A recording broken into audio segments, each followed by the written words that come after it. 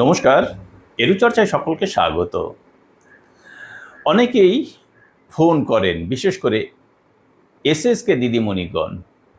তারা জানতে চান যে তারা আগে লক্ষ্মীর ভাণ্ডার পেতেন, কিন্তু এখন অন্নপূর্ণা ভাণ্ডারে আবেদন করবেন কি না, বা আবেদন করলে অন্নপূর্ণা যোজনার টাকা পাওয়া যাবে কি না। তো দেখুন, এর আগেও আমি বলেছি যে আপনাদের হয়তো টাকা দেওয়া হবে না, যেহেতু আপনারা সরকারের কাছ থেকে সরাসরি ভাতা বলুন, রেমুনারেশন বলুন বা স্যালারি বলুন সেটা পান, তাই অন্নপূর্ণা যোজনার আওতায় আপনারা আসবেন না। এরপরেও দুদিন আগে আমরা যদি দেখি যে নারী ও শিশু কল্যাণ উন্নয়ন বিভাগের পক্ষ থেকে এই অন্নপূর্ণা যোজনা নিয়ে বিভিন্ন প্রশ্নের উত্তরে একটা মিটিং হয়েছে, তার একটা মিনিটস প্রকাশিত হয়েছে বা প্রকাশ করা হয়েছে। সেখানে উল্লেখ করা হয়েছে যে আশাকর্মী, anganwadi worker, helper, civic volunteer, para teacher এরা এখনো পর্যন্ত এই অন্নপূর্ণা যোজনার আওতায় আসবেন না। এখানে উল্লেখ নেই এসএসকে এমএসকে টিচারের কথা। এসএসকে দিদিমণিরা এই আবেদন করলে এর বাইরে থাকবেন কি না সেটা উল্লেখ নেই। আর উল্লেখ নেই হচ্ছে মিড ডে মিলের রাঁধুনিদের কথা।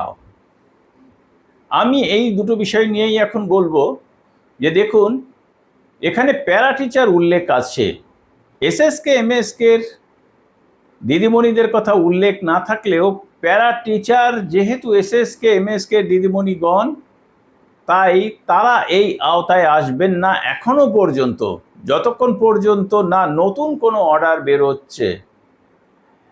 আর মিড ডে মিলের রাঁধুনিদের কথা বলি, তারাও কিন্তু আগামী মাস থেকে সরাসরি রাজ্য সরকারের ৩,০০০ টাকা ভাতা পাবেন। এই ৩,০০০ টাকা ভাতা যেহেতু সরকারের পাবেন, তাই তারাও ডাইরেক্ট এর আওতায় আসবেন না। যদিও এখানে উল্লেখ নেই, তবুও আপনারা হয়তো আবেদন করেছেন বা করতে পারেন। ভেরিফিকেশনে গিয়ে যদি আটকে যায় তাহলে আলাদা কথা, আর যদি ভেরিফিকেশনে না আটকায় তাহলে অবশ্যই আপনারা পেয়ে যাবেন। কিন্তু মিড ডে মিলের ক্ষেত্রে, রাঁধুনিদের ক্ষেত্রে তো যে সমস্ত রাঁধুনি স্বয়ম্বর গোষ্ঠীর অধীনে থেকে রান্না করেন তারা কিন্তু আবেদন করলে হয়তো পাবেন, কারণ তারা সরাসরি সরকারের টাকা নিজেরা পাচ্ছেন না, তাদের ব্যাংক অ্যাকাউন্টে ঢুকছে না, স্বয়ম্বর গোষ্ঠীতে যাচ্ছে। স্বয়ম্বর গোষ্ঠী আপনাদের যাদেরকে যেমনভাবে রান্না করানোর দায়িত্ব দেন সেইভাবে করে কিন্তু টাকা আপনারা পান। ফলে আপনাদের কিন্তু এই অন্নপূর্ণা যোজনায় আবেদন করতে কোনো অসুবিধা আছে বলে মনে হয় না, এবং আপনারা হয়তো পেয়ে যাবেন। কিন্তু যে সমস্ত রাঁধুনি ডাইরেক্ট ৩,০০০ টাকা পাবেন তাদের ক্ষেত্রে হয়তো অসুবিধা হবে, তবুও আপনারা আবেদন করে দেখতেই পারেন যে ভেরিফিকেশনে আটকে যায় কি না। কিন্তু এসএসকে এমএসকে দিদিমণিগণ কিন্তু কোনো মতেই আবেদন করলেও পাবেন না, এটাই কিন্তু ফাইনাল রয়েছে।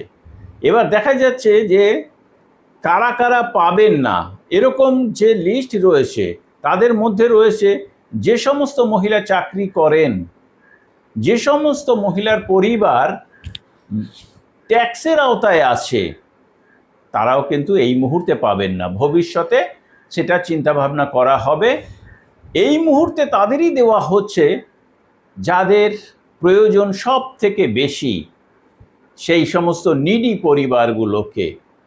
ফলে অন্নপূর্ণা যোজনা নিয়ে যে অবস্থান সরকারের সেটি কিন্তু একেবারেই পরিষ্কার। তো যাই হোক, সকলকে ধন্যবাদ জানিয়ে শেষ করছি। ভালো থাকবেন, সুস্থ থাকবেন।